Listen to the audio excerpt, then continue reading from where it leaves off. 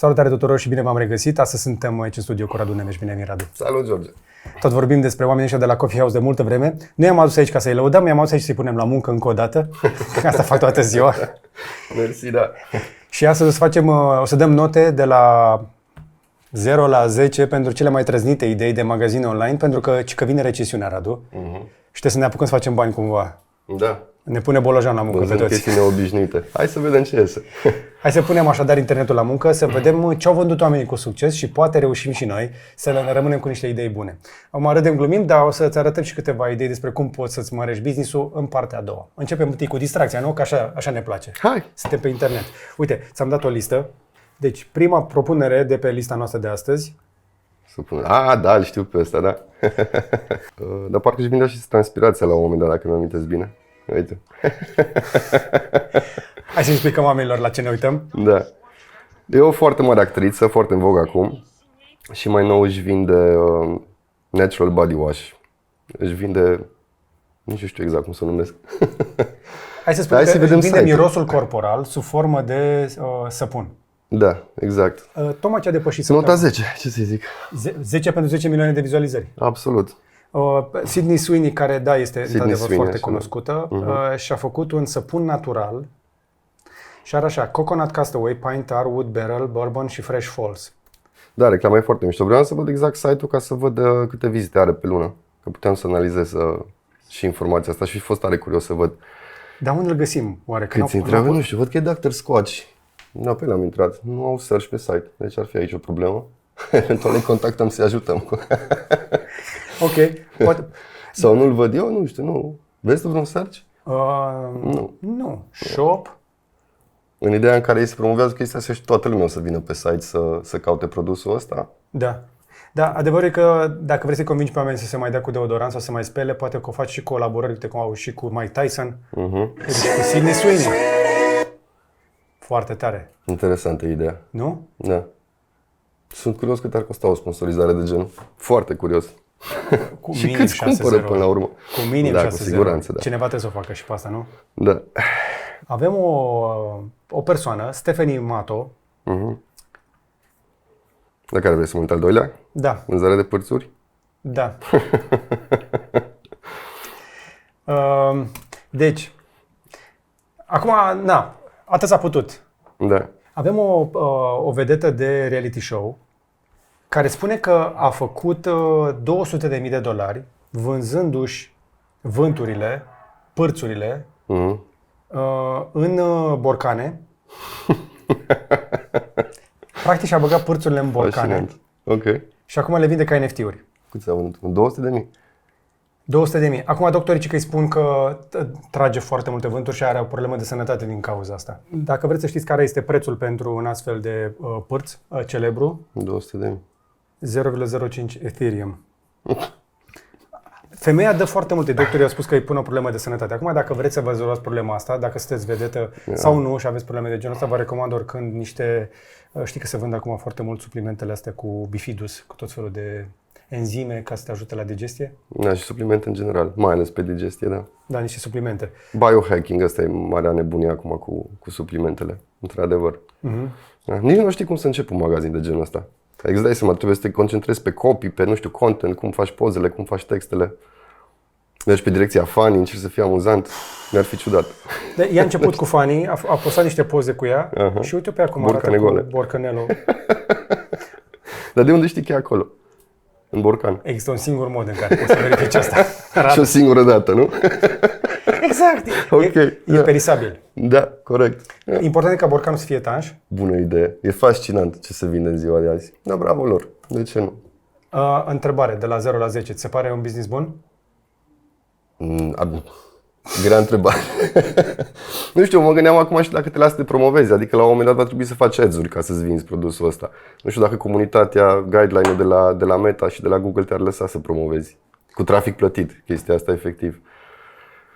Dar da, având în vedere contextul, aș da, nu știu, notă 8 poate la ideea de business. Și cum se pare site-ul? fartjarsnft.com. Fartjars.nft. Nu o să-ți vină să crezi, dar sunt de vânzare 5.000 de borcane. Bine, NFT-uri de borcane. Acum pe stock sau cum? Și le poți... Și restul cu coming soon sau... Ok. 5.000 de borcane pe stoc. Minunat. Tu îți dai seama că fata asta nu are viață ușoară. Imagine the smell. Și prețul este 0,05. În ultimele 30 de zile a avut 513 vizite. Deci nu este extraordinar. Da, măcar are o idee originală. Site-ul drăguțel, în schimb. Foarte frumos lucrat. Ok. Potrivit, aș zice. Adică e jucăuș, are nota asta de... Îmi place că a folosit roz. E o alegere smart când vinzi genul ăsta de... Le percepi mai ok. Site-ul trăiește de 3 ani pe internet și probabil că produce ceva. Sunt oameni care probabil cumpără. Da, cu siguranță. Cum se transformă o problemă de sănătate în... Deci de la 0 la 10 ai zis 8. Pentru idee, mai degrabă. Pentru web design. Un nou sănătos. Tot din categoria vedete care au ceva de vândut, Scarlett Johansson își vinde un șervețel murdar cu ruj și mucus după ce a răcit din cauza lui Samuel Jackson și l-a vândut cu $5.300. Câteodată stai și te gândești dacă chiar sunt pe bune toate chestiile astea. Ele sunt pe bune, adică apar aici. L-a scos la licitație. Da. Da. Foarte surprinzător. Adică n-aș fi zis că personajul ei ar face genul ăsta de licitații, dar din nou, original. Cred că în America merge orice pe ideea asta. Nu știu dacă la noi am putea să vindem ceva de genul. $5.300 ca să iei o răceală de la Samuel Jackson pe care a preluat Scarlett Johansson. Am avut aceeași răceală cu ScarJo, care trebuia să-și acopere cumva paguba după ce a pățit cu OpenAI. Știi ce a pățit, nu? Nu. I-au folosit vocea fără să o întrebe. Parcă da. Parcă mi-am amintesc chestia asta, da, ok. Da, pe ce soft, pe ce... Pe ChatGPT, pe varianta vocală la ChatGPT. Okay. Ce drept are o voce foarte frumoasă. Da. Deci a promovat-o foarte mult după acel film cu Her, care era tot cu AI. Exact. Deci cumva de acolo au făcut puntea la... Vocea din Her așadar, după ce a răcit. Însă eu am citit recent, spre exemplu, și o autobiografie a lui Colin Jost, care este partenerul ei de viață. Ok. Sunt un cuplu foarte interesant, ei foarte haioși. Acum sunt convins că a făcut-o pentru cauză, a făcut-o de fan și a făcut-o pentru o cauză caritabilă, dar Colin Jost face tâmpenii mult mai grave de atât. Da. Vă recomand A Very Punchable Face dacă vreți cartea. Este o idee bună dacă vrei să vorbești despre nenorocirile din viața ta și să faci bani din chestia asta. Ok. Colin Jost. Justin Timberlake și-a vândut jumătate de sandwich. Da. Nu sunt atât de importante știrile cât ar fi de importanță un interviu celor care cumpără, efectiv. Aș fi fascinat să stau de vorbă cu oamenii ăștia. Să văd ce ai făcut, mă, cu el. Unde te-ai dus cu sandwich-ul ăla? Sau cum l-ai înrămat, l-ai mâncat? Ce ai făcut până la urmă cu el? Păi uite, spre exemplu, ai și banana lui Mauricio Catelan, care știi că nu era o singură banană. Banana prinsă cu scoci. Da. 6,2 milioane de dolari a fost vândută și a fost cumpărată de fondatorul Tron, Justin Sun, care a și mâncat banana. Ca un exercițiu, nu știu, cultural, habar n-am. Dar și asta cu sandwich-ul.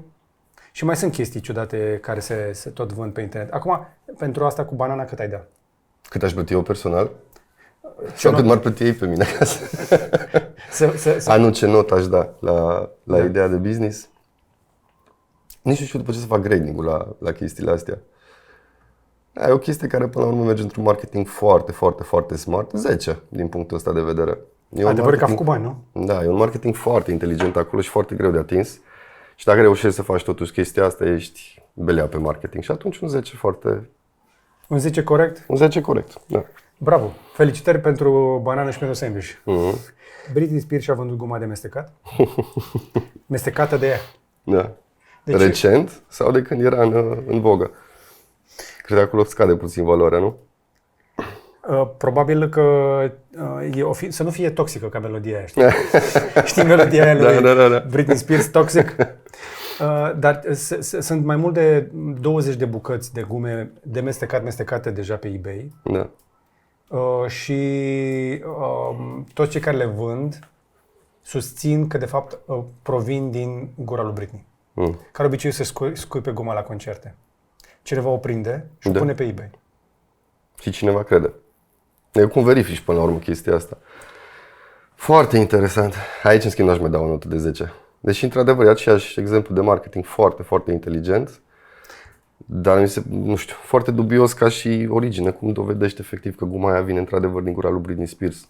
și din ce concert. Poate și concertul crește valoarea gumei. Întrebarea ta este foarte bună pentru că cineva s-a dus și a pus întrebarea asta, că prețurile pleacă de la 23, 50 și unii au la $1000. Ok. Și cineva zice, poți să iei guma și să-i faci test ADN. Îți trebuie o sursă, nu? Exact. Cum o aduci pe Britney. Da.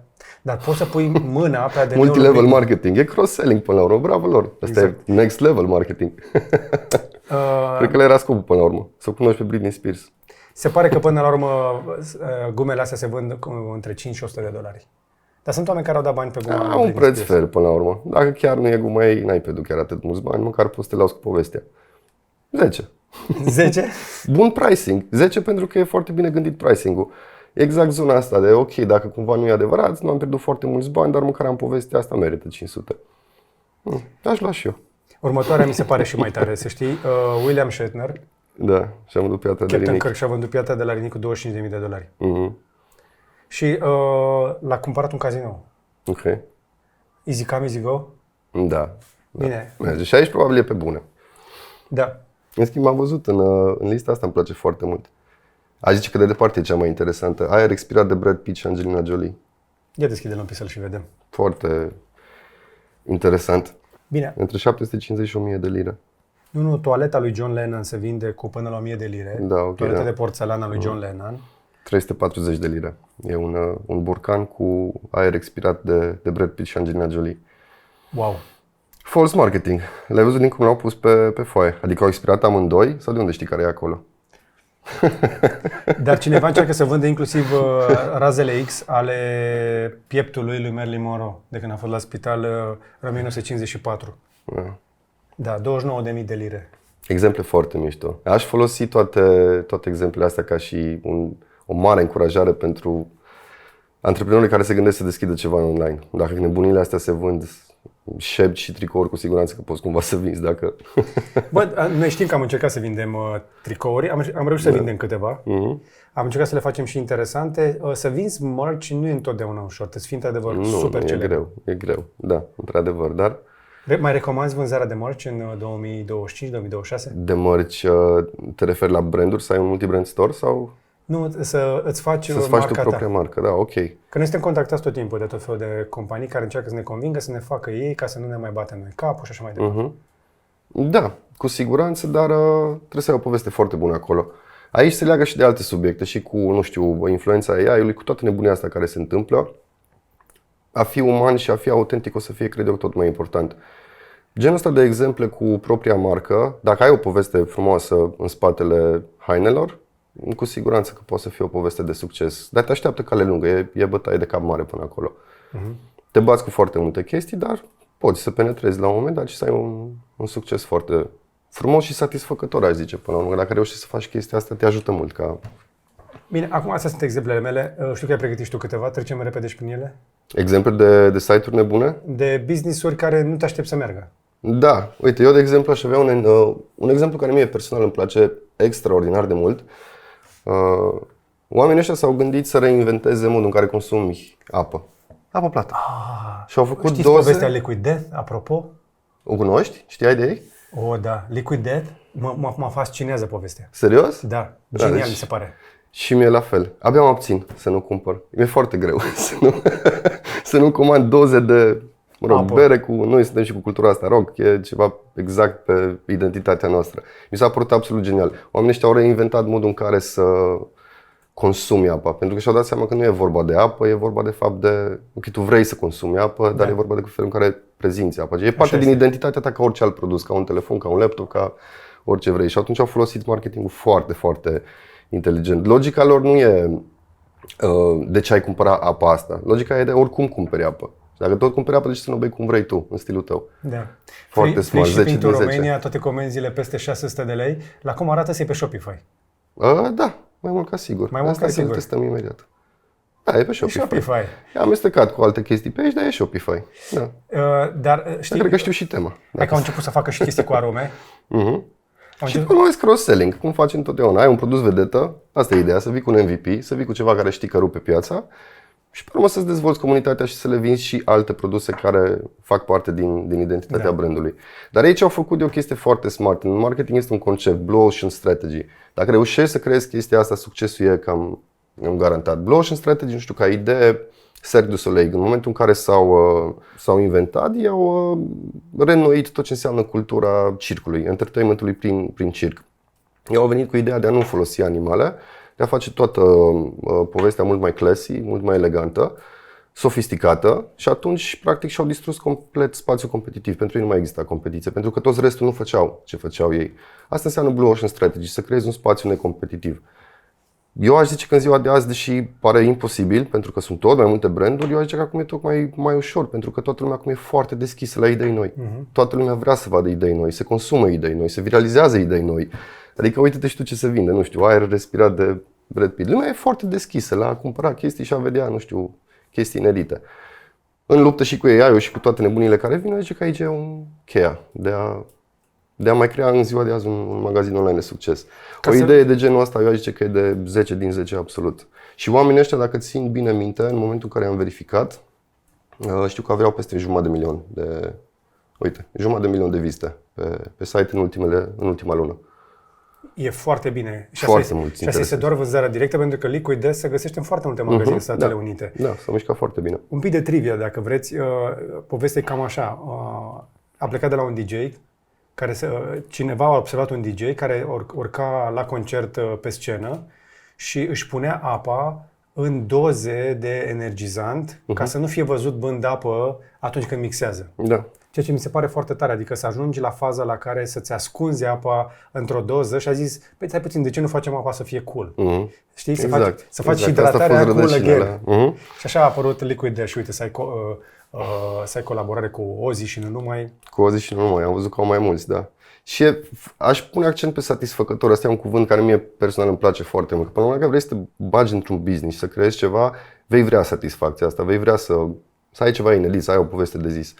Dacă faci ce fac oamenii ăștia și dacă e genul ăsta de exemplu, aici că o să ai nu o viață neapărat satisfăcătoare, dar o linie de business satisfăcătoare. O să-ți placă să mergi la muncă, o să-ți placă să dezvolți business-ul respectiv. Deci nu trebuie să reinventezi apa, reinventează ambalajul.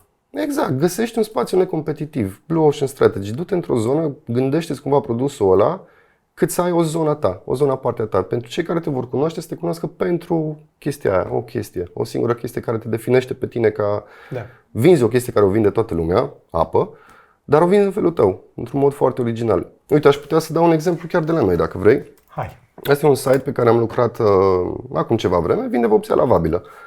Când am început să lucrăm pe site-ul respectiv, Color Magic se numește brandul,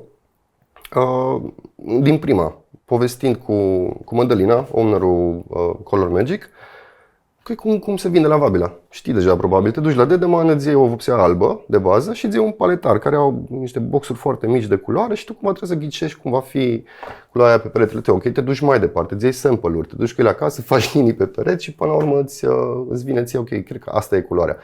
90% din cazuri nu o să fie culoarea pe care ți-ai dorit-o și nu o să-ți placă neapărat cum iese. Bun, bineînțeles, sunt designer de interior care știu foarte bine, dar e altă poveste. Mă refer la consumatorul de rând care vrea să-și cumpere lavabilă. Ok, cum reinventăm? Discutând că hai să vedem cum putem să reinventăm chestia asta, cum putem să inovăm. Din momentul în care intri pe site, am zis ok, hai să schimbăm focusul. În loc să mergem pe ideea de cumpără lavabilă și pe urmă colorează-o, am zis ok, hai să mergem invers. Alege culoarea și pe urmă cumpără lavabilă. Și de acolo a plecat toată reinventarea. Practic te duci pe site, să zice că nu știu, vrei să-ți faci pereții portocalii. Ok. Ai intrat pe portocaliu. Și vezi cum arată pe perete. Vezi simulări, mock-ups până la urmă, nu e foarte complex să faci genul ăsta de imagini, dar mai întâi vezi niște simulări și zici ok, uite, îmi place nuanța asta mai opal. Ok, uite cum arată într-un fel de living room, cum arată într-un fel de, nu știu, dormitor, colțișor, camere de copii. Și ajuți omul, practic, să vizualizeze în primul rând. Ca să poți să-l pui la favorite, să-ți faci tu toată nebunia ta. Practic toate chestiile astea sunt create de noi. Dar împreună cu Mădălina am putut de asta zic că e foarte, foarte important să încerci ca antreprenor să inovezi, să vrei să schimbi, să vrei să ajuți omul să consume mult mai ușor față de cum e în industria ta. Și după ce ți-ai ales tu culoarea, ok, poți să îți alegi pe urmă lavabila. Asta mi se pare că schimbă radical. Genul ăsta de exemplu sau Liquid Death e, aș zice, o formulă mai degrabă. Până să ajungi la ați gândi site-ul, gândește-ți mai întâi partea asta de cum vinzi. Îi dau 10, fără discuție. Liquid Death? Da, 1000. clar. Da, maxim. Out of this world, foarte. Dacă vrei să go down the rabbit hole, caută povestea Liquid Death, o să vezi că este cu siguranță cel puțin inspirațională. Da. Mai dăm. Exemple de la mine? Da. Cel mai wild pe care l-am găsit, cred că a fost cel cu Asta e tare. excremente. Da. Poți să-ți comanzi diverse excremente de la diverse animale și să le faci shipping la, nu știu, cred că le dai cadou la cineva. Avem așa, bălegar de Excremente. vacă, rahat de elefant, Rahat de elefant, pup da. de gorila. Dar fii atent că e doar cu $1 mai scump că ăla de vacă. Deci nu e atât de rar elefantul. Păi Ca da, excrement. tu știi cât de mult face elefantul? Ai de unde să alegi. Am fost odată la una adăpost de elefanți, bă, ăștia bagă.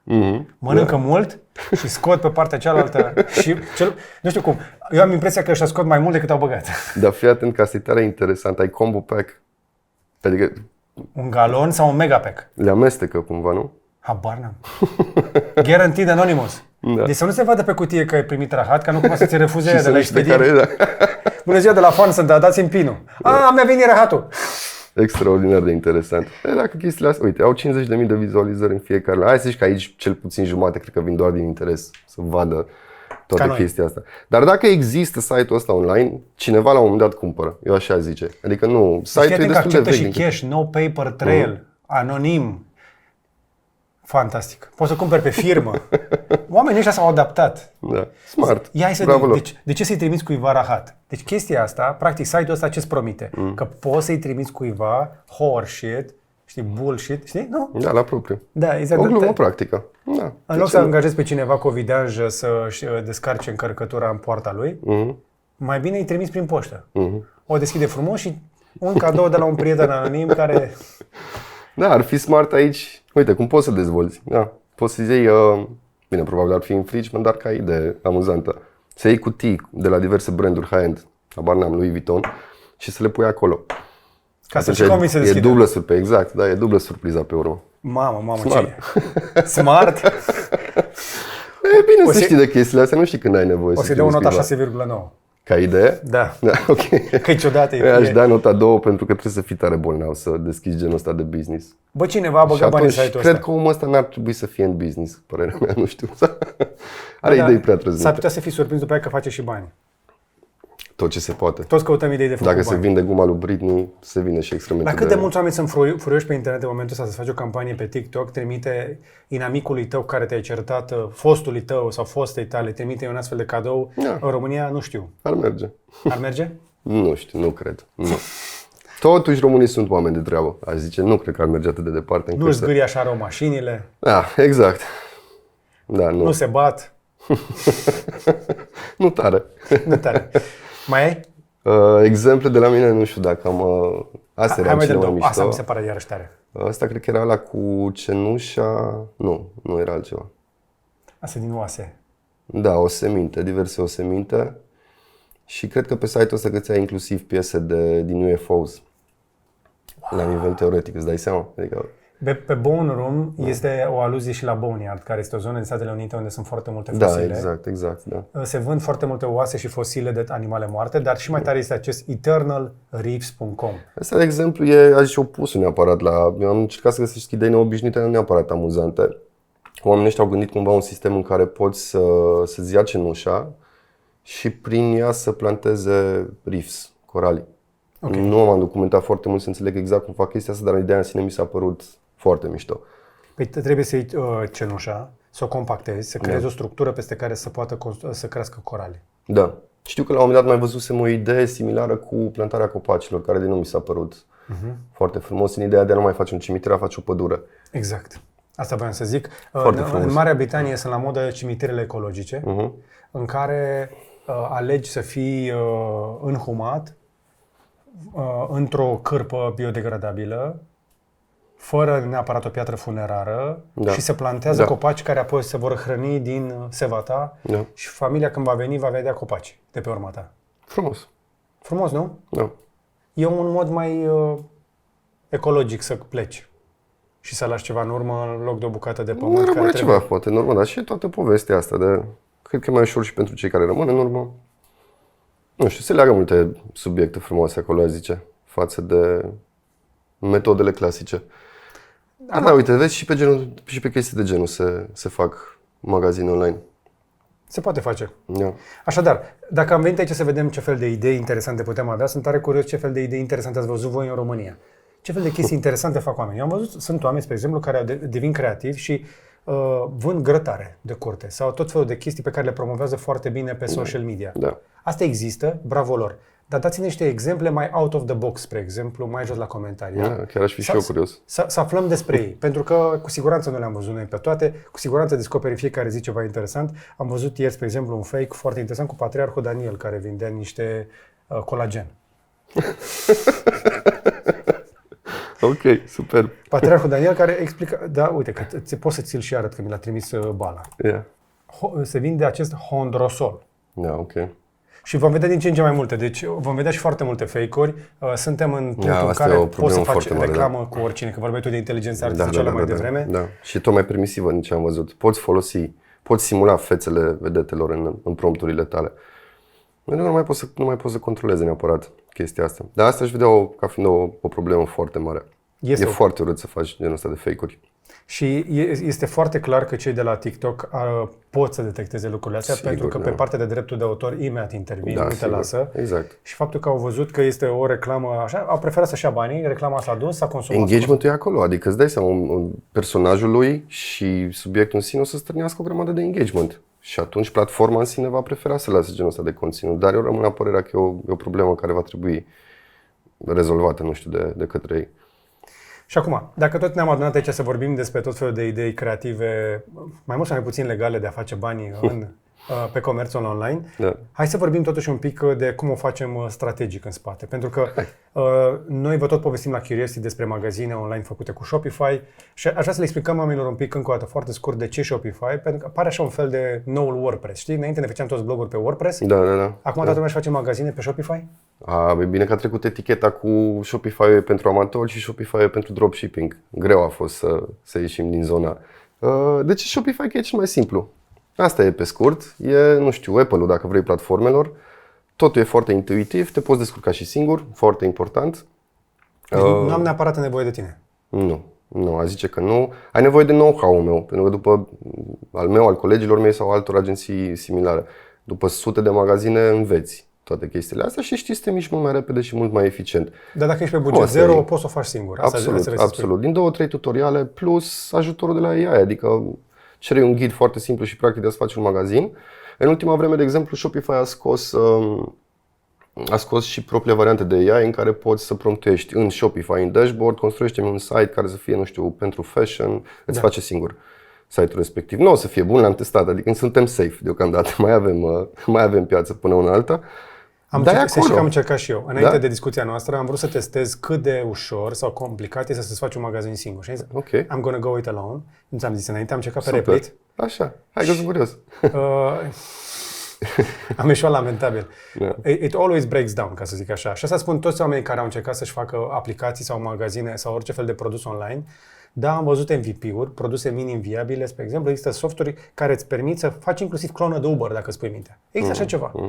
Îi dai promptul corect și o șmecherie este să-i spui, spre exemplu, creează-mi un MVP pentru un produs identic cu Uber, creează-mi un checklist, iei checklist-ul ăla după care îl bagi și îl pui să-l genereze. În realitate însă toate softurile astea de programare, chiar și când sunt bune, sunt 90% bune, iar restul de 10% te va duce niște fundături din care nu mai ieși. Pentru că rădăcina e tot know-how, adică ce-i ceri, output-ul final depinde tot de inteligența ta pe subiectul respectiv. Și atunci, cu siguranță că la un moment dat, eu zic că, nu știu, în 4-5 ani nici nu cred că va mai fi nevoie de ce facem noi. Sper să nu, dar mă aștept să meargă în direcția asta pentru că ea va fi din ce în ce mai smart. Pe ideea de a înțelege înainte să-i ceri ce vrei de fapt să faci. Deci tu te pregătești să ieși din business în maxim 5 ani? Nu mă pregătesc să ies din business, mă pregătesc să mă lupt cu chestia asta, dar... Sau să pivotezi? Sau să pivotez, cu siguranță, dar nu o să ieșim din domeniul ăsta că ne place foarte, foarte mult. Și pe noi ne încântă chestia de AI, ar fi culmea să nu ne încânte. Dar în același timp e și conștient de ce poate să urmeze, pentru că dacă deja există tool-urile astea și evoluează extrem de rapid. Deci dacă de pe lună pe alta citim despre același subiect, deja a evoluat. Așadar, poți să-ți faci singur magazinul sau poți să apelezi la un specialist, dar Shopify, încă o dată, pentru cei care ne urmăresc, este pur și simplu o platformă, un sistem de operare, peste care tu poți să-ți faci ceea ce vrei tu for free. Bine, când e gratis, undeva vei plăti. Unde-i costul? E gratis până ți-l construiești. În momentul în care vrei să ți-l pui pe live, deja trebuie să plătești un abonament la ei. Ăsta e sistemul lor. Smart, pentru că te lasă să testezi. Deja te familiarizezi cu platforma, îți poți vedea efectiv site-ul înainte să ți-l publici, iar pe urmă poți să-ți începi abonamentul și au abonamente destul de micuțe. Mai ales Cel mai ieftin abonament? $30 pe lună. Dacă te gândești la un business, $30 pe lună ar trebui să fie o problemă, dar îți dau foarte multe chestii în infrastructura lor care sunt gratuite, tool-uri de la Shopify ca să-ți dezvolți magazinul prin ei. Practic ce-ți dă Shopify? Îți dă platforma de softul? Ai platforma în sine ca dashboard de administrare, foarte intuitiv, foarte practic, ai propriul CRM pe Shopify, mult te ajută chestia asta. Hosting-ul, evident. Nu trebuie să ai serverul tău, ești direct în serverele lor și sunt ei responsabili de cyber security, ceea ce mi se pare foarte tare. Da, exact, securitatea. Bine, foarte, foarte bine punctat, pentru că într-adevăr așa e și majoritatea platformelor au probleme în schimb pe subiectul ăsta. Plus tool-uri. Nu știu, email marketing, de exemplu, ai propria aplicație. Shopify funcționează foarte mult cu aplicații, au foarte multe aplicații în ecosistemul lor, unele făcute de ei, unele făcute de third party providers, uneori pe bani, plătești abonamente lunare și așa mai departe. Dar ei au câteva resurse foarte, foarte bune, aplicații pe care poți să le pui imediat în magazin, nu te costă nimic și poți să dezvolți, nu știu, automatizări de e-mail prin ele, să-ți faci campanii automatizate de e-mail. E gratuit. Bine, știu că îți iau de la 10.000 de mail-uri trimise, parcă da, foarte puțin, un cent pe 1000 de mail-uri sau ceva de genul. Okay. Foarte proactivi. Au pricing și un pricing mai mare decât alte platforme, dar au în schimb și niște tool-uri care te încurajează să fii proactiv în dezvoltarea magazinului. Și sunt mai ușor, sunt mai democratizate la acest capitol. Da. Una din chestiile de care... Plus dezvoltarea, banii, fondurile. Da. Sunt cei mai bogați. Contează cu toate și astea, oamenii aleg de obicei marketplace-uri. Aleg să se listeze pe un marketplace. Da. Ce șanse mai au magazinele mici? Au. Exact ce ziceam adineauri. Dacă mergi pe partea de autenticitate, dacă ai totuși un produs bun și nu neapărat doar direcția asta. Marketplace-ul e foarte bun, dar marketplace-ul nu ia locul unui magazin. Marketplace-ul practic e un alt canal. Ar trebui să fie un alt canal pentru tine. Nu ar trebui să fie întrebarea, sau foarte rar ar trebui să fie întrebarea marketplace versus magazin. Ar trebui să le ai pe ambele, dacă poți, dacă merge. Marketplace-urile în primul rând îți iau foarte multe comisioane, foarte mari. La EMAG cred că e, nu știu, între 5 și 25% dacă nu mă înșel, în funcție de ce produse pui la ei. Asta îți cam mănâncă marja de profit în momentul în care te listezi. Deci aș începe de acolo. Dacă cineva se gândește la un marketplace, aș începe de aici. Deci încă o dată, dacă te listezi pe marketplace, trebuie să te aștepți că vei da comision platformei. Sigur, da. Mare, foarte mare. Cam cât de mare? Hai să recapitulăm. Cred că maxim e 25%, dacă mi-amintesc bine, pe EMAG. Deci dacă vrei să vinzi un produs cu 100 de lei, 25 de lei se duc la EMAG. Da, din start. Și atunci e destul de greu pentru un business. Într-adevăr, deci sunt pro și contra. Nu mai ai nevoie de marketing pentru că practic ești deja listat pe o platformă cu foarte, foarte mult trafic și cu foarte multă vizibilitate. Dar acolo te bați cu sute de alți comercianți. Da. Asta ar fi problema numărul 1. Problema numărul 2 pe care aș vedea-o foarte mare e comunitatea pe care tu nu vei reuși să o strângi. Clienții nu sunt clienții tăi, sunt clienții lor. Tu nu ai istoric, ăsta nu poți să păstrezi istoricul ăsta de date și atunci nu poți să-ți creezi o comunitate. Businessul real cred eu că se măsoară în customer lifetime value, cât îți cumpără omul de-a lungul vieții, nu doar la prima comandă. Și atunci chestiile astea cumva nu prea ai cum să le faci dacă tu de fapt ai creat tot sistemul ăsta pentru un marketplace, nu pentru propriul tău magazin. Nu poți să faci loializare, nu poți, nu știu, să deci dacă vrei să faci un business pe termen scurt în care vrei să vinzi niște chestii și vrei efort minim și ești pregătit să împarți banii cu platforma, asta este o soluție. E valabil și pentru Amazon și pentru alte platforme pe care toate platformele. Aș zice doar să-ți faci foarte bine temele înainte, ca să vezi dacă... Deci sunt cazuri în care un marketplace poate fi mai bun. Și ai scăpat de toată cheltuiala ca să faci un magazin online și marketingul care vine după. Asta dacă ai tu un produs la care ai marjă deja foarte bună și controlezi tot costul de achiziție și toate lucrurile astea ca să-ți rămână marjă. Că după ce le dai lor 25%, să-ți mai rămână și ție măcar un 10-15% să zici că a meritat să muți cutiile de colo-colo, nu? Da, plus comunitatea. Deci dacă business-ul tău nu se orientează către a-ți forma o comunitate, dacă nu plănuiești să faci, nu știu, upselling, să continui să vinzi aceleași persoane, atunci da, poate fi potrivit. În cazul respectiv, te focusezi pe one-time sell, adică ai un produs care poate fi vândut o singură dată și nu vrei să investești în marketing. Asta ar fi scenariul ideal pentru a te lista doar pe un marketplace. Am observat o chestie interesantă și vreau să te întreb. Ai văzut ShopApp-ul, nu? Mă gândesc. Da, sigur. Cum ți se pare ideea asta? Pentru că dacă ai magazin pe Shopify, ești deja listat și pe ShopApp. Puțină lume știe. Nu ești direct listat, trebuie să te listezi tu. Da. Noi am tot dormit cu chestia asta, îți spun sincer, nu e foarte bine despre noi, dar noi credeam că nu e disponibil în România multă vreme. Și chiar acum recent stăteam de vorbă cu o clientă. Și cum nu zici că nu e disponibil, eu am cumpărat săptămâna trecută de pe. Da. Mă zic, stai, oprim tot ce facem, ședință. E disponibil acum pe România? Hai să verificăm. și am găsit magazinele și am zis, da, ok, uite că merge acum. Dar știu că o perioadă bună nu puteai să listezi nu avea sens. Deci, Ideea genială, foarte, foarte mișto. Hai să explicăm oamenilor așadar și ce este ShopApp, pentru că odată ce îți faci magazin pe Shopify, ai acces și la un altfel de marketplace. Altfel de marketplace, asta ar fi definit cât mai simplu. Da. Doar că, nu știu, toată interacțiunea de pe el e mult superioară. Tot arată foarte bine, e foarte intuitivă platforma, te ajută să-ți găsești produse, nu știu, au un standard de vizual și de a organiza toată povestea asta foarte, foarte ridicat. Iar chestia asta, zic eu, contează foarte mult. Mi se pare mai elegant, mai curat, mai bine făcut, chiar decât Amazon. Da. Amazon pare un pic îmbătrânit la interfață. Da. Dacă, uite, intri pe ShopApp și nu știu ce să scriu. Ce să scriu? Uite, car accessories. Și am început să scriu și deja German car accessories, classic car. Uite, hai să mă duc pe un magazin cu un rating bun. Classic car accessories. Arată superb. Da. Arată foarte bine. Și selecția în sine, da, de magazine e foarte frumoasă. E foarte bună. Și iarăși interfața este foarte familiară. Îi dau Add to Cart, îi dau adresa de aici, ia să vedem. Mă loghez cu contul meu de Shopify. Îmi ia datele din contul meu de Shopify pentru plată și expediere. Îmi știe cardul. Da.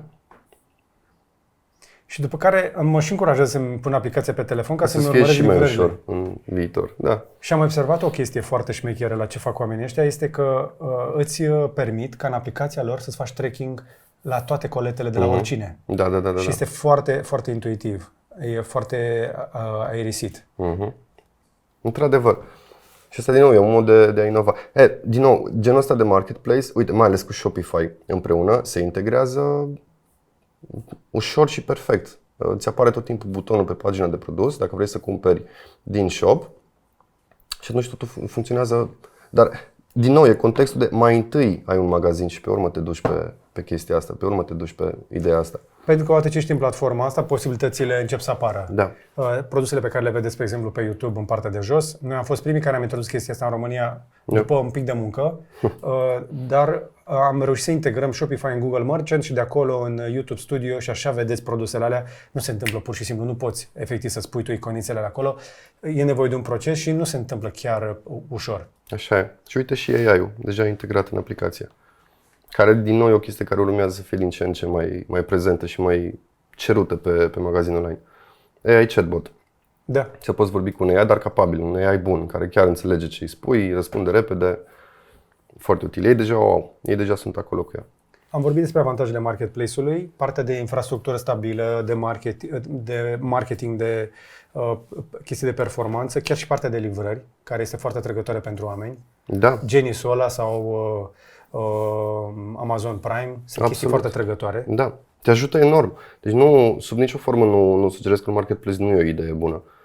Sunt mai multe calcule de făcut acolo, dar într-adevăr intri într-o infrastructură pe care tu nici nu poți să visezi să o ai în prima fază.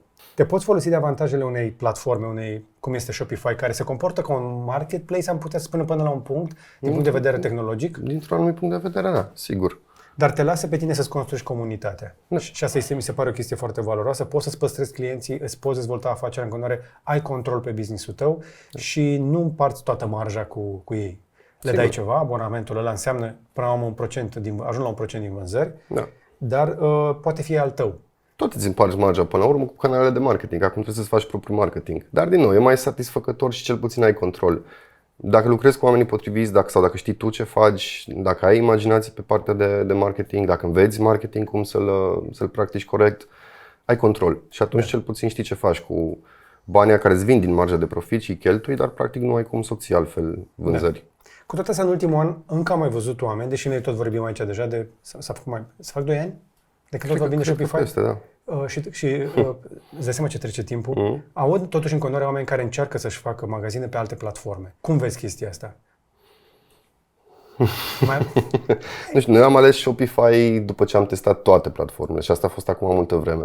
Încă o dată, noi nu avem colaborare cu Shopify, nu avem nici parteneria. Noi nu avem, Nu avem pe cineva pe care să sunăm la Shopify, dar pur și simplu vorbim despre o platformă de care ne folosim. Care ne place, până la urmă. Și care ne place, da. Asta a fost exact punctul cheie la noi, de exemplu. Deci am ales noi să lucrăm ca profesioniști pe Shopify, ne-a plăcut. Am început de acolo, îmi place, interacționez cu platforma și îmi place ce fac, îmi iese.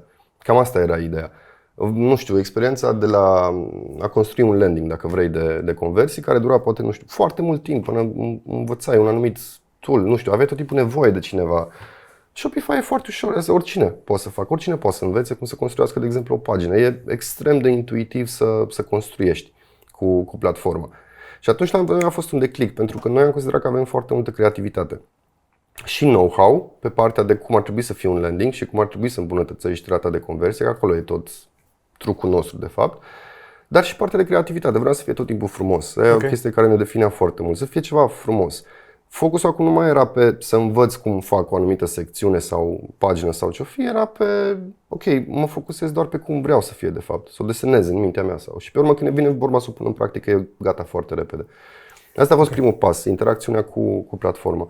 Dar mai există platforme solide în momentul ăsta pe care poți să faci magazin online? Bineînțeles, toate sunt solide, adică toate platformele de care știi că au un renume, toate sunt destul de solide, dar e doar diferența de cât de solide, de cât de intuitive sunt să lucrezi cu ele, ce infrastructură au și cu aplicații sau nu știu, cât de ușor ți să urmărești. Hai să luăm altfel atunci. De la ce cifră de afaceri pe care o țintești merită să te apuci să-ți faci propriul tău magazin în loc să rămâi pe Shopify? Te referi propriul magazin complet custom. Complet custom pe un... Aș zice că nu există o sumă de la care tu să trebuiască să părăsești Shopify. Shopify te poate duce foarte departe și sunt magazine foarte, foarte mari care sunt Am văzut, spre exemplu, cei de la Elgato, de la care mi-am luat niște accesorii. Mob Expert, de exemplu, e pe Shopify. Okay. Site-ul lui Kylie Jenner, care vinde bine, e pe Shopify. Okay. Allbirds, Dita Mai Magazine, e pe Shopify. Sunt foarte, foarte multe magazine foarte mari pe Shopify. Le duce. Deci oricât trafic ai avea, oricâte vânzări ai avea, nu o să ai probleme. Platforma custom vine în ecuație când tu ai nevoie de ceva efectiv custom. Uite, de exemplu, Shopify poate suferă puțin la partea de integrări cu ERP. E puțin de problemă acolo, e destul de complicat. Când îl faci custom, îl construiești ca să funcționeze tot ecosistemul ăsta. Dar e greu acolo, pentru că pe urmă ești legat de cei care ți-au făcut platforma. Sau... Iată. Ai tot felul de aplicații terțe care îți adaugă niște abonamente, e un pic de fricțiune acolo și pe noi ne frustrează faptul că noi am fi vrut să ne facem un mic marketplace peste magazinul nostru din Shopify și încă nu am reușit, 2025. Da, ai văzut cât de greu e. Acolo sunt probleme, dar... Shopify încearcă să te convingă să faci câte un magazin pentru fiecare business, nu neapărat să integrezi pe alții. Cred că ar duc marketingul într-adevăr în direcția asta. Ei văd foarte mult practicalitatea din business, pe asta se axează, pe ideea de, înainte să încerci tu să vii cu tot felul de chestii, hai să vezi dacă totuși nu ai alternative de a nu-ți complica business-ul și existența ta în business. Okay. Uneori e inevitabil, dar în marea majoritatea cazurilor, ceea ce și noi am descoperit la clienți, e că de multe ori noi îi temperăm cu ideile pe care le au, pentru că nu are sens să facă. Ei vor din prima, nu știu, ERP, CRM, pentru ce vrei chestiile astea? Hai să povestim despre business-ul tău. Astea sunt întrebările corecte. Hai să punem așadar întrebările corecte, să ne alocăm bucata asta din discuția noastră. Încercăm să facem un pic condensată, dar vedeți că ne-am lungit un pic pentru că eu cred că ăsta e genul ăla de clip în care o să duci down the rabbit hole ca să înțelegi cum se face, astfel încât să fii pregătit pentru business-ul ăsta dacă chiar vrei să te apuci, să fie de ajutor celor care încă nu au luat decizia sau încă sunt așa, de acord. Încă se mai gândesc. Ok? Hai să ce să-ți propui înainte de toate când vrei să te apuci să-ți faci un magazin pe soluție de genul ăsta, indiferent că o faci cu Coffee sau nu, că o faci singur sau că o faci pe altă platformă. Trebuie să răspund la câteva întrebări de bază și ca să vă ajut și pe voi în discuțiile cu oamenii care vin către voi, hai să le recapitulăm așadar.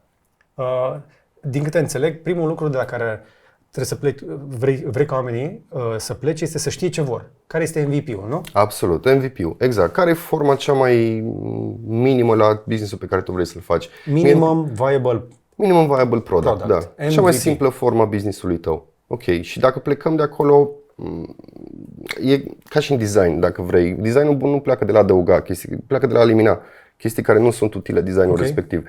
Îmi place să merg pe formula asta când descoper business-uri noi, când discut cu clienții noi, ca să vedem, ok, e util tot ce vrei tu să faci sau nu. Pentru că, mai ales dacă ești la primul magazin pe care ți-l faci, tu vei avea nevoie de cash flow ca să-ți faci business-ul ăla să funcționeze. Te așteaptă... Nu bloca bani în site. Exact, nu bloca bani în chestii care nu știi exact cum îți aduc return, mai ales în prima perioadă de existența business-ului. Și atunci, încep de la cea mai simplă formă posibilă. Și pe urmă, ideea în sine, ce sunt produsele, bineînțeles, hai să vedem ce produse ai, ce produse vinzi.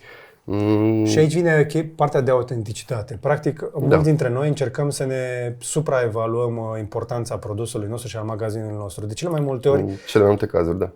Nu? Da. Absolut. De cele mai multe ori și noi știm chestia asta, nu suntem singurii care vindem produsele alea. Important este să o faci mai ușor pentru client cu o marjă pe care el să o accepte. Adică la un preț pe care nu să-l vrea să-l plătească. Să fii onest în legătură cu ceea ce știi că vrei să vinzi. Să înțelegi și ce preț să pui la produsul respectiv. Adică prețul e unul din cei 5 piloni ai marketingului de bază. Dacă tu îți calculezi prețul doar după, costul tău de producție sau costul tău de achiziție sau, trebuie să înțelegi exact ce preț ar trebui să-i pui produsului tău. Și acolo sunt mai mulți factori. Competiția, bineînțeles, care e, zona de confort a publicului tău țintă ca să cumpere produsul pe care tu îl ai, chestii care trebuie să le studiezi. Înainte de a investi bani într-un magazin, ar trebui să știi informațiile astea. Orice specialist în economie o să spun așa, că valoarea unui produs este prețul pe care cineva este dispus să-l plătească. Sigur. Desigur, un pahar cu apă în bucătărie, când ești deja în bucătărie, tinde spre zero, dar un pahar cu apă în deșert și acum înțelegeți diferența. Da. Întrebarea este unde vinzi produsul acela, cum capturezi acea oportunitate și ce efort trebuie să faci pentru a deservi acea oportunitate. Ne se întâmplă des să avem clienți care au impresia că au un produs foarte, foarte bun. Nu vor să intre în piață decât pe ideea asta de am un produs foarte bun, ideea de poate să pun un adaos foarte mare. Și de sunt clienți pe care și refuzăm, pentru că impactul va fi și asupra noastră. Dacă facem un site care pe urmă nu are performanțe deloc, pentru că știam de la început că nu are șanse, nu va fi ok nici pentru noi, nici pentru el și investește și toți banii degeaba. Diferența așadar între un produs bun care stă și nu se vinde și unul care se vinde rămâne totuși marketingul și chiar dacă te duci la specialist ar trebui să înțelegi și tu despre ce este vorba, astfel încât când îți explic oamenii să pricep despre ce îți spun acolo, nu? Sigur, da. Cât de mult marketing ar trebui să învețe cineva înainte să apuce de Aș pleca de la cele mai elementare chestii. Cele 5 P-uri, stai să-mi amintesc și eu. Pricing, people, promotion, nici eu nu le mai știu, vezi? Production? Nu production. Deci pricing, people, promotion, placement. Am zis 4 sau 5? 4 ai zis. Mai era încă unul pe care chiar nu pot să-mi amintesc acum. Da. Chestiile elementare, oricum nu asta contează. Elementare înseamnă că trebuie să pleci de la ce ai tu acasă ca să știi cum poți pe urmă să scoți, să promovezi corect. În primul rând trebuie să-ți înțelegi produsul și indiferent de preț cine ți-l va consuma. Asta e people. Asta e partea pe care eu o consider cea mai importantă. Business-ul nu există fără oameni care îți vor consuma produsul respectiv. Eu aș zice că de aici încep. Da. Până să-mi aleg produsul, până să înțeleg, vreau să înțeleg, ok, și dacă pot să fac business cu oamenii ăștia. Pentru că voi interacționa cu ei, voi vorbi cu ei, va trebui să-i înțeleg tot mai mult. Și atunci chestiile astea cred că sunt foarte importante. Pe urmă, partea de promotion, într-adevăr, e cum mă voi promova. Pentru că trebuie să ai cât de cât o idee de la început despre cum ai de gând să-ți promovezi afacerea respectivă și pe ce canale, foarte important. Da. Pentru că vor fi anumite canale pe care vei avea nevoie de anumit tip de content, pe care dacă tu nu ești confortabil să-l faci, nu știu, TikTok, de exemplu. Mulți clienți vor să intre pe TikTok și nu sunt pregătiți să facă genul de content care e tipic TikTok, pentru că nu li se potrivește. Da. Deci intri pe TikTok atunci. Corect. Da. Pricing, cum am zis, foarte important, ar fi un pilon de bază. Dacă nu înveți corect cum să pui prețul, nu vei putea să jonglezi deloc, nici măcar pe partea de oferte, de promovări. Te va încurca foarte mult chestia asta de pricing, un pricing incorrect. Da. Și placement e unde te poziționezi cu promovarea ta. Dacă începi măcar de la chestiile astea, eu aș zice că începi să fii pe drumul cel bun ca să înțelegi ce te așteaptă și ce vrei să faci cu promovarea produselor tale. Întotdeauna va trebui să te adaptezi la locul unde te duci. Că vrei să vinzi pe culoarul de la hipermarket, vinzi într-un fel. Plătești chiria aia mare, dar vei avea dar trebuie să vinzi produse pe care oamenii sunt pregătiți să le plătească. Un exemplu foarte bun, pentru că fiecare placement înseamnă de fapt un canal. Da. Și oamenii vor trebui să învețe să le trateze separat. Fiecare e cu bugetul lui și cu rata lui de performanță. Și acolo, da, uite, aș mai pune la elementar partea de analiză, să înveți să analizezi în cei mai simpli metrici posibili, dacă canalul respectiv funcționează pentru tine sau nu. Și acolo e destul de simplu, câți bani ai băgat, câți bani ți-au venit și după aia sunt forme complexe de a vedea de fapt concluzia asta, dar cam acolo se reduce totul. O etapă bună pentru a elimina din complexitate și ca să-ți meargă lucrurile mai ușor, ar trebui să folosești cât mai multă inteligență artificială. Este gratis, este tot know-how, tot knowledge-ul este deja pe internet. Întreabă-l pe ChatGPT, pe Gemini, pe Grok, pe cine vrei tu, pe Claude. Stai de vorbă mult, poți să faci și conversațional mai nou. Și poți să vezi și tot felul de documente în aceste servicii de AI care îți pot face strategii de la cele mai simple la cele mai sofisticate până să te duci să faci Exact, efectiv. sigur. Și nu un deep research cu un ChatGPT, tot ce am menționat adineauri poate fi rezolvat și indicat de către el. Pentru că dacă intri în deep research, oricum o să te întrebe el ce nu ai punctat tu. Fă-ți promptul cât mai elaborat posibil, promptul ăla să fie cât mai detaliat.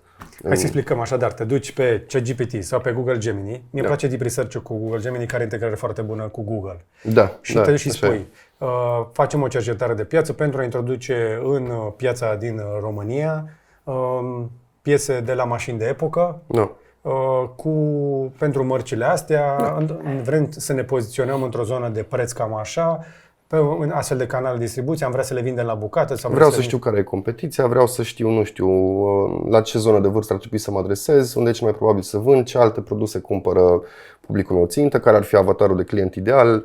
Dacă nu știi ce să întrebi, poți să-l întrebi pe el, ce să-ți sugereze să întrebi. Și el oricum în deep research se va spune el, la un moment dat, dacă nu are informațiile utile.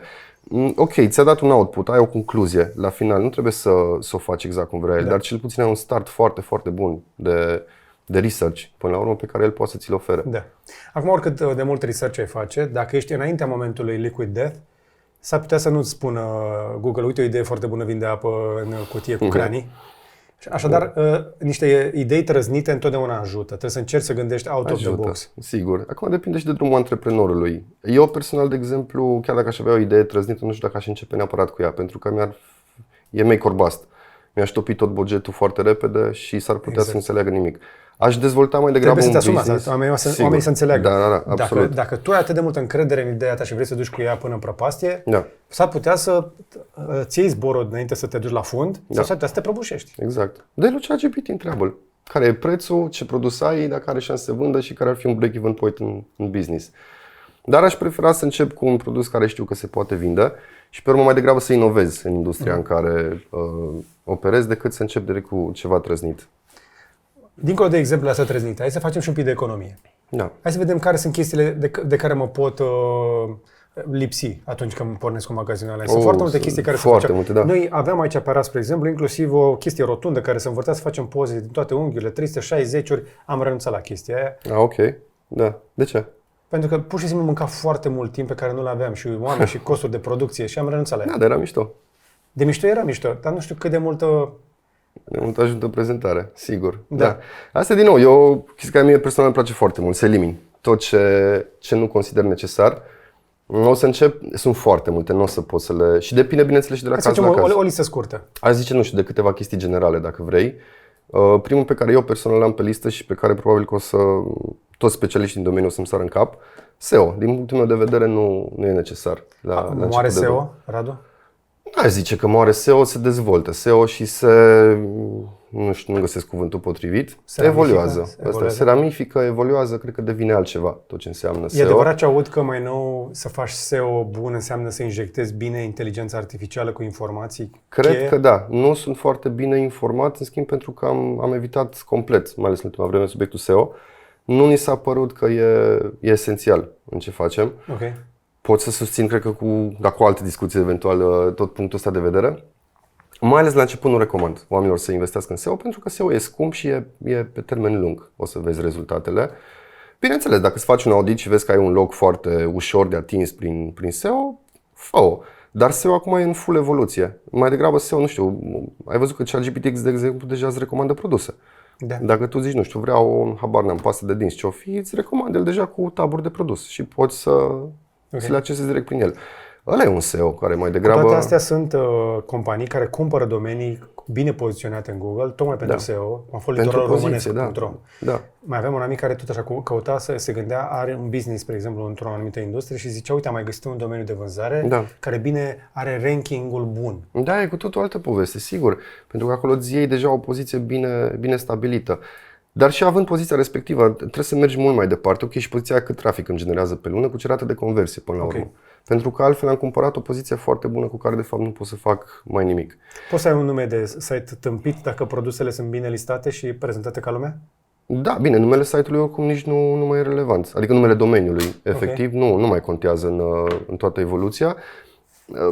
nu înseamnă că SEO nu e bun. SEO e foarte bun și va rămâne unul din pilonii digitalului, dar mai ales pentru cei care își deschid primul magazin sau își refac magazinul într-o nouă formă, dacă tu oricum vrei să bugetezi foarte mult în trafic plătit, nu mai bugeta și SEO, pentru că nu are rost să împarți bugetul la el și multe unde știi că vin banii. Da. Și după care consolidează poziția în timp. Concentrează-te pe urmă. Cât de mulți bani bagă oamenii în SEO și în marketing sau în clicuri de pe Google, dar nu sunt dispuși să facă content sau să explice produsele alea. Exact, corect, da. ERP, spre exemplu, știu că nu recomanzi. Cred că unul din 3 clienți întreabă de ERP. Oameni buni, la ce vă trebuie? Ce este un ERP? E un soft, o explic simplu și pe românește, ca să înțeleagă oricine. E o soluție prin care poți să-ți integrezi, practic, toată baza ta de date. Asta înseamnă în cea mai simplă formă un ERP. Bun. Prin el îți dezvolți și facturarea, îți tot ce înseamnă stock, îți sincronizezi cu site-ul și așa mai departe. Dar e o soluție care întotdeauna se face custom. Ok, sunt și software white label pe care poți să le folosești, dar în general când vorbești de un ERP vrei să fie personalizat pentru tine. Sunt mai multe formule în piață, dar formulele astea se integrează destul de greu cu magazinele, indiferent de platforme. Okay. E un serviciu, o soluție foarte costisitoare, indiferent de ce formă alegi. Okay. Te va costa foarte mult. Render 3D? Pe aceeași logică. E foarte mișto, o chestie foarte, dar în momentul în care chiar zicea mai devreme nu o să-ți ridice rata de conversie faptul că poți să învârți produsul ăla în site. Partea de traducere nu mai recomanzi? Nu, dacă nu, e doar un exemplu de ok, ieși pe dincolo, ai buget să îți faci marketing separat doar pe țară, pentru că așa ar fi corect. Dacă vrei, nu știu, să vinzi în Italia, o tratezi ca un canal separat, ca un market separat, cu bugetul lui, unde te costă deci de 4-5 ori mai mult. Deci nu faci un domeniu.ro cu variantă în italiană. Poți să-ți faci, oricum va fi același site. Poți. Da, dar dacă tu nu ai de gând să nu... ni se cer, de exemplu, site-uri multilanguage doar pe ideea că vor fi și, nu știu, italieni care îmi intră pe site. Ok, se vor descurca, ăia 10 pe Google 6 luni. Da. Lasă-i în pace. Dacă tu te duci proactiv să cauți un alt public, care, da, ok, așa ar trebui să-ți citească în limba lor, atunci da, investește în chestia asta, dar altfel tu aici nu vorbești doar de developeri care trebuie să te ajute, ci și de translatori, ca să servicii costisitoare. Nu cheltui banii pe chestii care nu ai neapărat nevoie, nu pune chestii sofisticate. Și acum hai să vedem totuși ce rămâne nenegociabil. În primul rând site-ul, aș zice. Pentru că ăsta e agentul tău de vânzări. Să arate bine, să meargă, să fie rapid și intuitiv. Asta te rezolvă Shopify. Intuitiv, da, face parte tot din design, practic, da, să fie cât mai ușor de ajuns din punctul A în punctul B. Punctul A e intrarea pe site, punctul B e ieșirea din site cu un checkout finalizat. Da.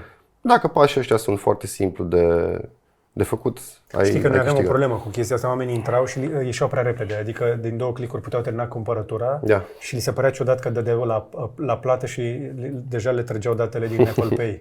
Și li se părea că se întâmplă prea rapid și mulți oameni s-au speriat că au crezut că e scammy site-ul nostru, că se mișca totul prea scurt. Da, nice job, nu? Da, exact. Există și un efect negativ al faptului că se mișcă prea repede când ceilalți sunt prea lenți. Da. Și să fie frumos. Aș puncta foarte mult. E plin de site-uri și e păcat să nu ai o experiență, să nu dai o experiență faină când vine omul pe... Și frumosul nu e o chestie neapărat subiectivă, să fie estetic, să fie armonios, să fie aerisit, să nu îl îngrămădi, nu îl zăpăci cu tot felul de chestii, nu îl colora într-o mie de culori. Lasă oamenii să ți-l viziteze. Oricum, viitorul este tot ea. La ce am văzut eu că fac oamenii ăștia pe site-uri, de cele mai multe ori important e că atunci când dai scroll să intuiască cam ce o să vrei să cumperi. Către aia ne ducem. Da? Mai avem timp să vorbim de chestiile astea. Da, așa e. Altceva, ce ți se pare important? Tu spuneai că sunt clienți cu care preferați să nu lucrați. Există client pe care nu-l vrei, oameni care nu au habar? Absolut, sigur.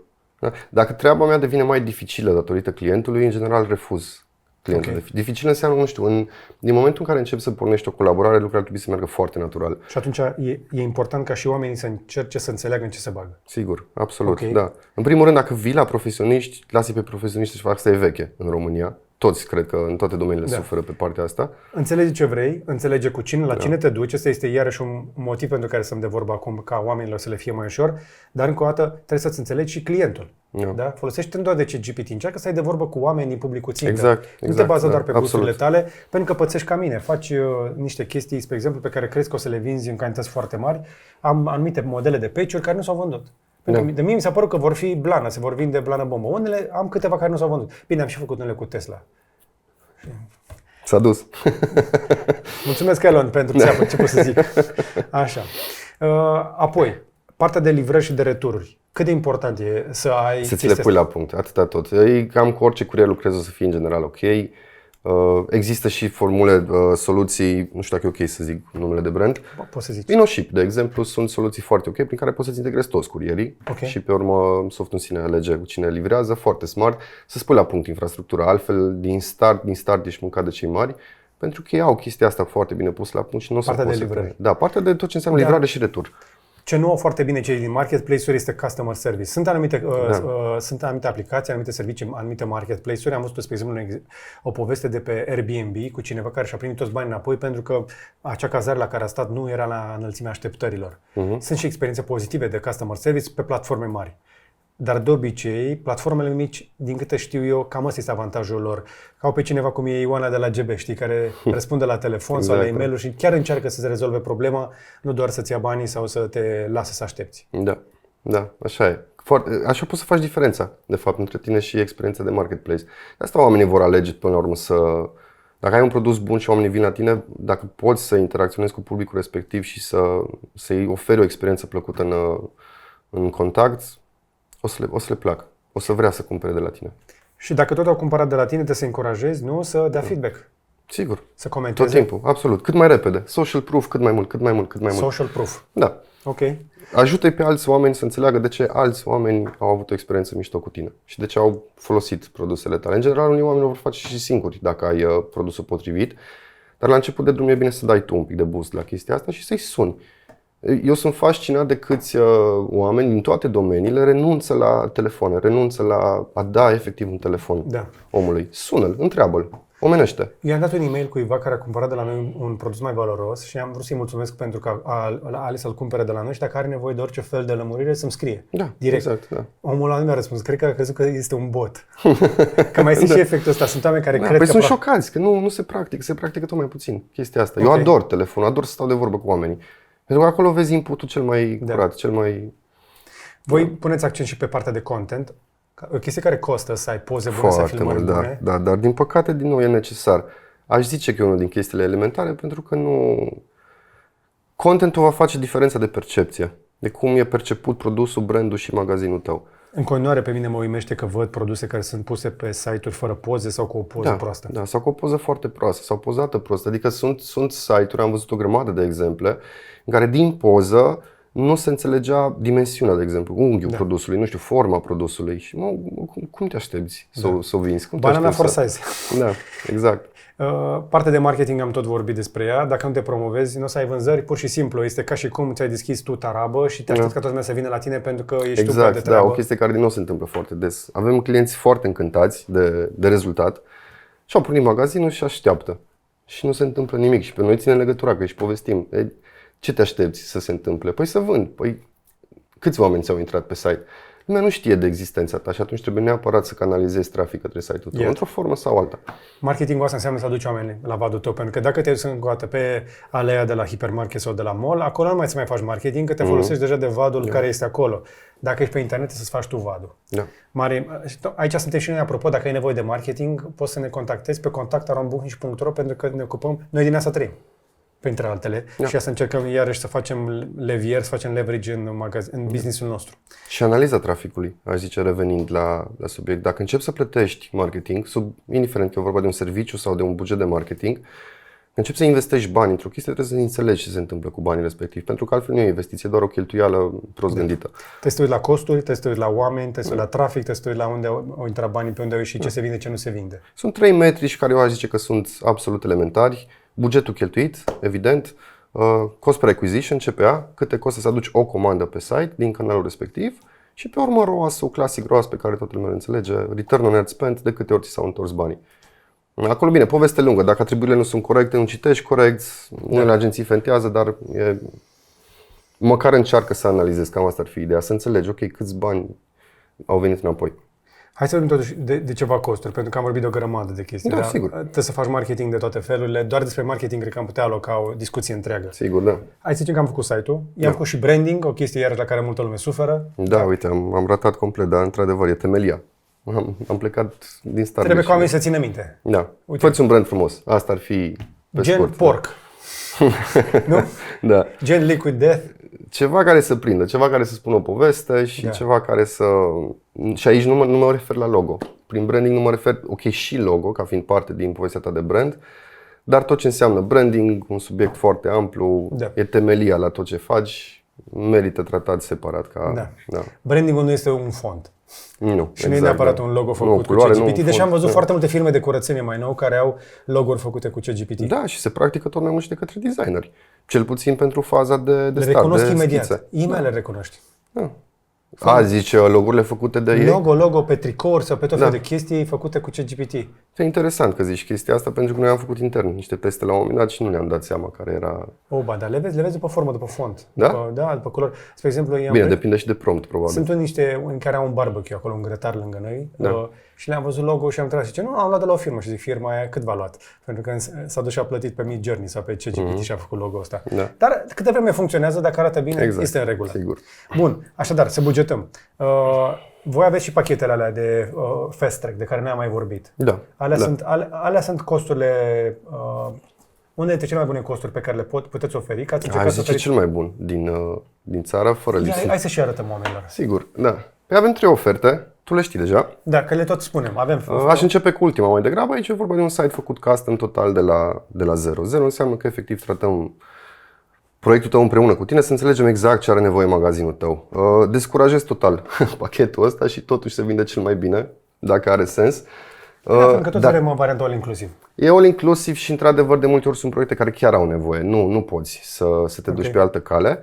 Fast Track, în schimb, e soluția noastră de a asista antreprenorii, de a-i ajuta în drumul ăsta, pentru că așteaptă cheltuieli foarte, foarte mari cu marketing, cu... Așadar, pentru magazinul Shopify ești undeva între 2600 și 6600 ca să pleci cu platformă. După care mai vin alte costuri. Dacă vrei să fii pregătit cu adevărat pentru aventura asta, ar cam trebui să le știi.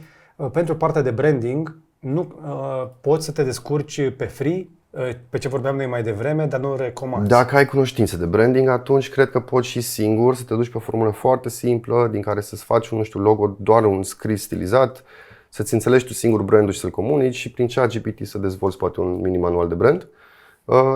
Poți și singur, dar ar fi mai bine să lucrezi cu profesioniști. Nu ar trebui să fie servicii extraordinar de scumpe, deși branding-ul te poate duce și la peste 10.000 de euro. Undeva la 1.000 de euro, dacă te descurci și negociezi puțin acolo, poate scoți un pachet drăgălaș, dar nu ceva mega avansat. Așadar, branding, undeva, the sweet spot e undeva la peste 1.000 de euro. 1.000-3.000 ar fi range-ul. Dar poți să scoți cu 1.000. Dacă negociezi puțin sau găsești un designer căruia își place brandul, tot te descurci. Pentru partea de marketing, tu vorbești despre un buget minim pe zi. Cam cât ar să fie? 100, zice minim, de lei. Pentru ce anume? Cam indiferent, aș zice. Să faci ceva. Da, 100 de lei pe zi înseamnă 3.000 de lei pe lună, care e un buget foarte puțin. Foarte mic. Tu mai vorbești despre partea de content. Nu mă încurajez să-mi fac pozele singur. Noi am încercat și am renunțat la ideea asta. Până și noi care avem fotografi în casă. Cam cât mai costă o sesiune? Cred că aici e logica perfectă. Dacă și voi ați renunțat și aveți know-how și ochiul format ca să faceți content. Există oameni specializați care o fac mai eficient. Sigur, asta e cumva ideea.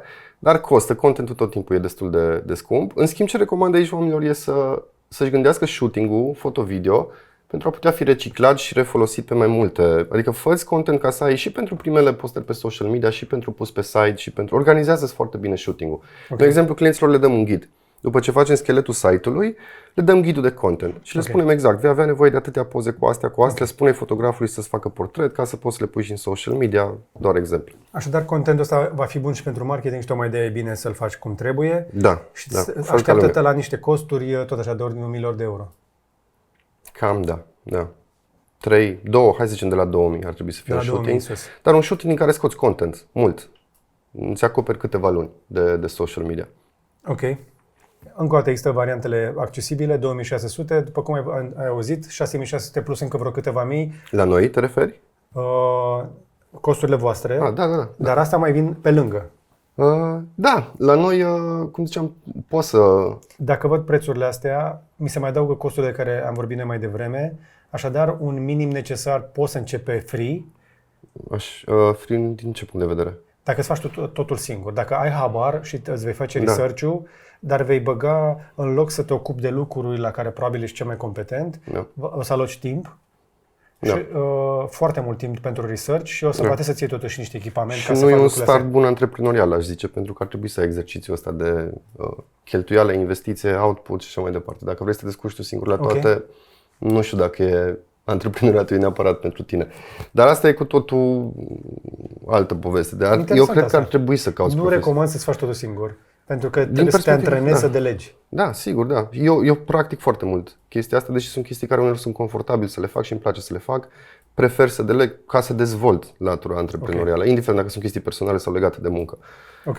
Dar un buget așadar pleacă de la 0, optim se duce către 6.600 plus costurile astea, poți să stau în 10.000? Cu totul? Da. Da, poți să stai în 10.000. Bine, ce drept și la noi, doar ca disclaimer, sunt extra servicii, add-ons, care vor avea extra costuri, dar sunt opționale, deci nu ești obligat să le iei, poți să le faci și singur, mai ales partea de add-ons. Și add-on-urile alea, apropo, sunt tot felul de tool-uri, de aplicații pe care voi le setați. Extra funcții la, uite, traduceri, că vorbeam adineauri de traduceri. Dacă vrei să-ți facem site-ul pe 2 limbi, pe 2 monede, o să fie un extra cost pentru că avem extra muncă. Dar e opțional. Tot ce am pus la add-ons e cumva ideea de a scoate serviciile de care chiar poate și ți le și recomandăm să le eviți la început. Le spun mereu clienților că poți să și le ia și după ce e gata magazinul, să nu investească de la început. Da. Iar soluția Fast Track în sine e, din punctul nostru de vedere, cea mai eficientă formulă pe care poți să începi să mergi. Pentru că noi în Fast Track ce am făcut e să creăm șabloane, e puțin spus, dar ăsta e cuvântul potrivit. Am creat mai multe modele de website-uri pe nișe diferite, pentru publicuri țintă diferite, care de fapt acumulează cumva tot know-how-ul nostru, de cum ar trebui să fie o pagină de produs, de colecție, un homepage, ce elemente sunt acolo, trebuie să fie prezente, sunt necesare pentru o rată bună de conversie. Deci toate chestiile astea le-am închegat cumva în template-uri. Poți să iei fiecare Fast Track, când a fost creat, practic era un bespoke, dacă vrei să o iei așa. El a fost creat custom. Noi acum dezvoltăm cât mai multe astfel de șabloane. Și s-au standardizat. Da, deci dacă nu te deranjează faptul că altcineva s-ar putea să ia un șablon similar cu tine, ăsta cred că ar fi cel mai mare pain point, cel mai mare minus la chestia asta, dar contentul schimbă radical site-ul respectiv. Deci, dar chiar și așa, asta și m-am gândit la lucrul ăsta destul de multă vreme. Nu cred că ar trebui să mai fugim într-o temă unică. Și eu cred la fel. Dimpotrivă, când recunosc interfața Shopify, recunosc un magazin nou, fresh, modern, funcțional, care îmi dă încredere. Sigur. Cred că să avem magazine care să înceapă să semene mai mult între ele, s-ar putea să fie un avantaj. Pentru că e mai familiar pentru client. Asta mi se pare un insight pe care l-am descoperit singur. Exact pe principiul ăsta am și construit. Exact asta a fost și logica. Nu poți să, mai ales pentru MVP-uri, trebuie să mergi pe anumite formule, trebuie să te duci și dacă totul e și pregătit dinainte ca tu să vezi, ai un mare avantaj. Riscul de a nu cunoaște rezultatul final e nul. Pentru că tu, practic, din momentul în care începi, tu știi exact cum vor arăta lucrurile. Da. Știi exact ce cumperi. Cam asta e ideea. Da. Uite, diferența între un bespoke și un fast track ar fi asta în principal. Pentru că pe un bespoke nu știi decât la final, practic, ce este. Ok, bine, normal, pas cu pas ești implicat, vezi. Dar în fast track poți să-ți trimit, efectiv, link-ul unui magazin de demo și să vezi exact ce e acolo. Okay. Și acolo, de exemplu, e și breakpoint-ul. În momentul în care oamenii în general fug de șabloane. Cred că e o chestie legată de ego. Nu știu, nu vreau să merg pe un șablon. Fiecare decide pentru el. Noi nu ne-am încăpățânat foarte tare, tocmai de aceea magazinul nostru nu are foarte multe briz-brizuri, deși am stat de vorbă, am avut discuții luni despre cum ar trebui să arate, despre tot felul de teme și așa mai departe. Da. Radu, îți mulțumesc pentru toată discuția. Cred că mult drag. Ne-am lungit mai mult decât ne-am propus, dar eu sper să fi primit voi destul de multă informație. E o discuție de nișă pentru cei care vor să-și facă un magazin online în 2025-2026. E o variantă așadar de a porni de la buget aproape zero, peste care poți să adaugi, iată, niște prețuri și niște costuri transparente pe care le-ai auzit aici. Nu trebuie neapărat să le cheltuiești cu cei de la Coffee House, dar noi îi recomandăm de foarte multă vreme pentru că lucrăm cu ei, așa cum spunem, de fiecare dată. Ei sunt rockstars pe care îi vezi aici. Le și mulțumim că au făcut drumul până la noi astăzi. În sfârșit ne și vedem. În sfârșit ne și vedem, da. După atât de multă vreme lucrăm remote, de la distanță, cu succes cu ei și noi îi recomandăm. Este o ocazie rară pentru mine în care pot să recomand cu toată inima pe cineva, mai ales că tot vorbim despre ei în fiecare săptămână și nu au primit încă reclamații. Am văzut că tot inviți. Nu o să primești.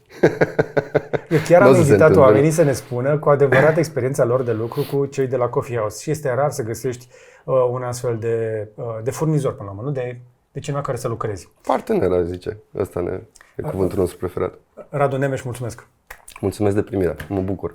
Vă mulțumesc și vouă dacă v-ați uitat. Încă o dată sper că v-a fost de folos și ați auzit și veniți cu comentarii, pentru că sunt sigur că se va uita.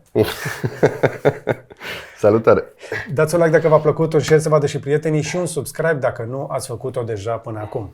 Dar până data viitoare, să vă fie numai bine!